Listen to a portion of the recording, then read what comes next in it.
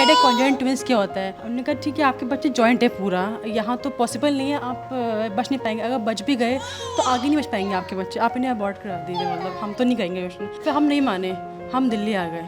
आपको चाहिए पकड़ लो, बस पापा के फेस के पास रखना, वो उनके फेस के पास दुनिया आगे बढ़ रही है, फेस्टिवल हो रहे हैं, बर्थडे हो रहे हैं, शादी हो रही है, मैं बस मेरी लाइफ भी बैडी थी 1 ईयर पूरा।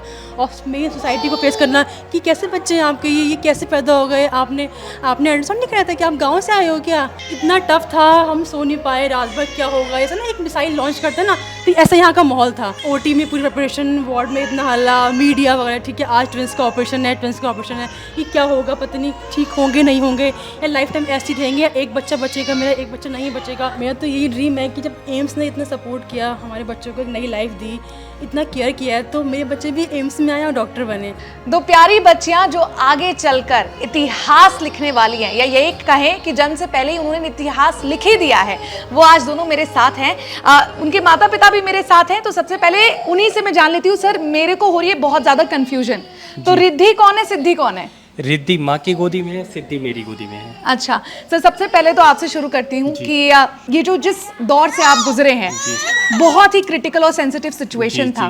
पहली बार जब आपको पता चला, जब ये दोनों माँ के पेट में थे, कैसा फील महसूस कर रहे थे, दिमाग में क्या चल रहा था? दिमाग में ये चल रहा था कि ये क्या, पहले तो हमको नॉर्मल रिपोर्ट दे दी थी एक अल्ट्रासाउंड वाले ने, फिर उसके बाद जब हम दूसरा कराए थे तो उसमें हम लोगों को पता चला कि ट्विंस बेबी हैं और कंजॉइंट हैं।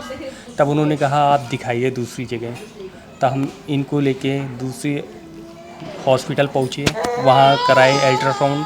तब उन लोगों ने कहा कि ये कंजॉइंट आ रहा है, कि यहाँ और कोई है भी नहीं डॉक्टर, खाली एक ही डॉक्टर हैं अपने यहाँ, और ये सक्सेस हो भी सकता है, नहीं भी हो सकता है। तब उन्होंने सजेशन दिया कि आप दिल्ली दिखा सकते हैं। तब हम लोगों ने दिल्ली, मेरी एक भाभी जी हैं तो वो इस टाइम यहीं थी एम्स में, तब उन्होंने अपॉइंटमेंट लिया, तब उनके जरिए हम यहाँ आ गए थे। मैम आपके पास आते हैं, आपके गोदी में कौन है? मैम ट्विन 1 है, रिद्धि मेरी गोदी में। अच्छा, अब वैसे ये बताइए पहले, रिद्धि ज़्यादा शांत है या सिद्धि शांत है, और इनमें से कौन बदमाश है? बदमाश रिद्धि है, ये बहुत क्लेवर है और बहुत ही एक्टिव है। सिद्धि बहुत काम नेचर की है। कि कौन किस पे गया है, कौन किसके नेचर पे गया है फिर? ये शायद हमारे पर ही गए हैं।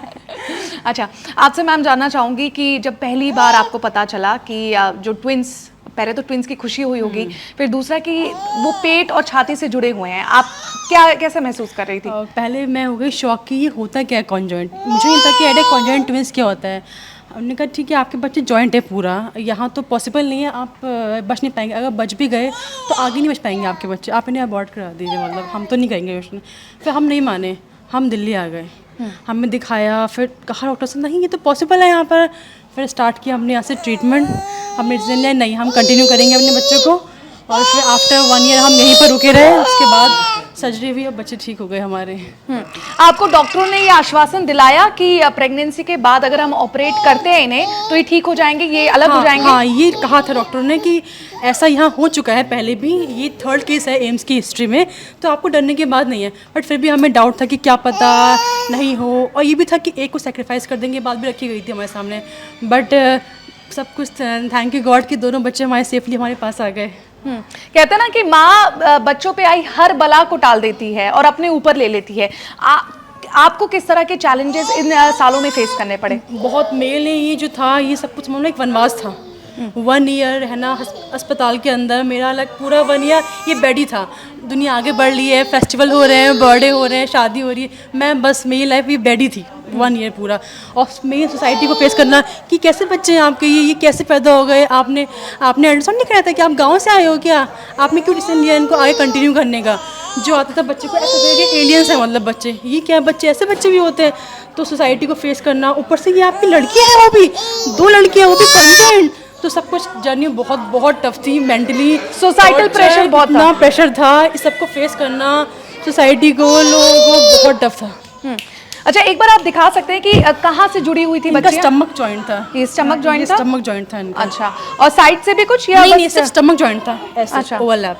जब इन्हें डॉक्टर अपने साथ लेके गए, वो दिन जब आया, ऑपरेशन का दिन आया, वो घंटे 9 घंटे हमें तो बताए जा रहे बस 9 घंटे, लेकिन वो 9 घंटे एक्चुअली में आप पर बीते हैं, वो ये है। उस बारे में बताइए। कहते ना 8 जून था, 8 जून बहुत टफ था मेरे लिए। 8 जून इनकी सर्जरी हुई थी, एक इतना टफ था, हम सो नहीं पाए रात भर, क्या होगा ऐसा ना, एक मिसाइल लॉन्च करते हैं ना, तो ऐसा यहाँ का माहौल था।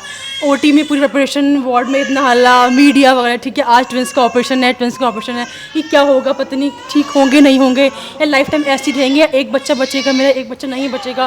तो इतना हम डरे हुए थे, वो पल पल काउंटिंग हमारी, अब बच्चे आएंगे ओटी से बाहर, अब बच्चे आएंगे ओटी से बाहर, सब कुछ वो टाइम जो बीत गया, अभी याद करते तो मैं रोना आता है बिल्कुल उस टाइम को। 8 जून याद रहेगा हमेशा हमें। अच्छा सर, आपसे जानना चाहेंगे, फादर्स जो होते हैं वो एक्सप्रेस नहीं करते हैं ज़्यादा, माँ तो एक्सप्रेस कर लेती है, रोती है, मायूस हो जाती है, फादर को थोड़ा ना हमेशा से इंडियन सोसाइटी में दिखाया गया है मजबूत वाला, जैसे फिल्मों में हम अक्सर देखते हैं। तो आप बताइए, आप पर क्या बीत रही थी उन 9 घंटों में? नहीं जी, ऐसा तो कुछ नहीं था, मेरे को शुरू से ही पता चला था, तो मैं इतना सॉफ्ट नहीं था, कुछ तो फिर भी थोड़ा बहुत तो होता ही है फील, ज़्यादा फील नहीं हुआ था। मैंने कहा बेटियां हैं, लेकिन हमारे परिवार में ये पहली बेटियां हैं, तब इसको लेके मेरे को तो दिल में खुशी थी, गम नहीं था कि आदमी कहता है कि यार ये मेरे बच्चे हैं, ऐसे हो गया, ऐसा कुछ नहीं था जी। अच्छा, इनका जो बर्थडे है वो भी इस हॉस्पिटल में मनाया गया था, इनका बर्थडे 7 जुलाई को मनाया गया, और अब हमेशा 7 जुलाई को मनाया जाएगा जी। 7 जुलाई अब तो हम 2 मनाएंगे, एक 7 जुलाई को, एक 8 जून को। 7 जुलाई इनका डेट ऑफ बर्थ है, और प्लस 8 जून इनका ऑपरेशन का डेट, जब इनको एक नई लाइफ मिली है, वो 2 बर्थडे मनाएंगे हम तो। अच्छा, आप किन्हीं शुक्रिया कहना चाहेंगे इसके लिए? मैं पहली बात तो पूरी एम्स की टीम को, अपने डॉक्टर वाजपेयी सर को, जिन्होंने पूरा लीड किया था डॉक्टर्स को, उनको बहुत बहुत धन्यवाद देना चाहेंगे। अच्छा, और ये अब आगे चलकर रिद्धि और सिद्धि को कोई तो प्लान होगा, क्या बनाना चाहेंगे? मेरा तो यही ड्रीम है कि जब एम्स ने इतना सपोर्ट किया, हमारे बच्चों को एक नई लाइफ दी, इतना केयर किया है, तो मेरे बच्चे भी एम्स में आए और डॉक्टर बने। और एक बात मुझे और ऐड करनी है कि इस पूरी जर्नी में मेरे बहुत सपोर्ट किया, मेरे हस्बैंड ने मेरे को बहुत सपोर्ट किया। लेकिन जो कहते हैं कि लड़कियाँ पैदा हुई है, मेरे हस्बैंड ने बहुत सपोर्ट किया मुझे पूरी जर्नी में बराबर, कभी हमेशा मुझे किया मोटिवेट, नहीं बच्चे ठीक हो जाएंगे, मैंने कहा ठीक होंगे भी नहीं होंगे, नहीं हमारे बच्चे ठीक हो जाएंगे, बहुत सपोर्ट किया मुझे। ये भी कुछ बोलना चाहती है, थैंक यू बोल रहे हो? आओ आओ आओ करके आवाज आ रही थी मुझे।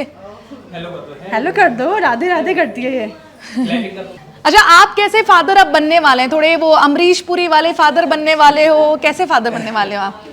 अभी तो कुछ नहीं कह सकते जी, वैसे तो अच्छा ही बेस्ट देंगे इनको हम। चलिए, आप दोनों से मिलकर और बात करके और रिद्धि सिद्धि से मिलकर मुझे बहुत अच्छा लगा। रिद्धि के लाखों फैंस अभी देख रहे हैं और उनको बहुत खुशी हो रही है कि जिस तरह से ये इस संसार में आए थे, इन्हें एक नया जीवन मिला है और ये अब इंडिविजुअली जी सकते हैं। जी जी, thank you. Thank you ma'am.